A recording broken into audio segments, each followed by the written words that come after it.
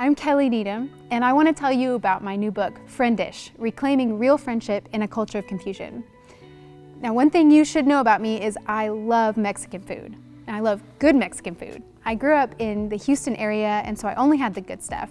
And I realized early on that if you go north of like Dallas, it's just not going to be that great if you go to a Mexican restaurant up there. And sometimes I meet friends who've only had Mexican food up north.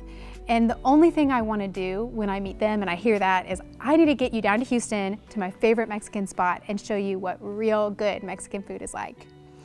And I love real friendship. And that's why I wrote this book, is I want people to have the good stuff in friendship. I want them to have great, lasting, stable, joyful, sturdy friendships. And it was like maybe 12 years ago or so that I was walking with friends in my life, and they were facing problems and struggles and disappointment in their friendships. And what was really confusing about the situation is that these friendships around them that were having problems seemed to be good on the surface. They were going to church together, to Bible studies, they were praying together, and everything seemed good on the outside, but something was off. We were starting to see problems arise, confusion, conflict, disappointment, some sinful tendencies, and just different things that were coming out of the woodwork in those friendships. And they were asking questions, why is this happening? What's going on? And I was asking the same thing walking with them.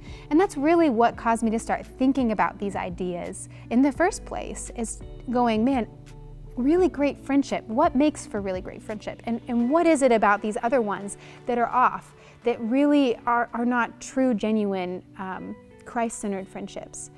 And in the book, Friendish, that's part of what I'm doing, is trying to help you see that there are versions of friendship that are really just counterfeits. They look a lot like the world. We might be going to church together, but the DNA of those relationships are really worldly. They look a lot like the culture around us and aren't informed by Christ or the gospel.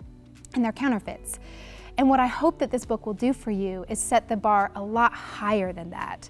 To go, let's not settle for this way down here. It might feel good in some ways, but Jesus has something so much better for us in our friendships, that when we meet Christ, when we experience what it's like to know God, the fountain of living waters, that breathes a whole new life into our friendships. And it raises the bar up here to give us a way to do friendship that is just so much better, so much more full of purpose and meaning and joy and stability.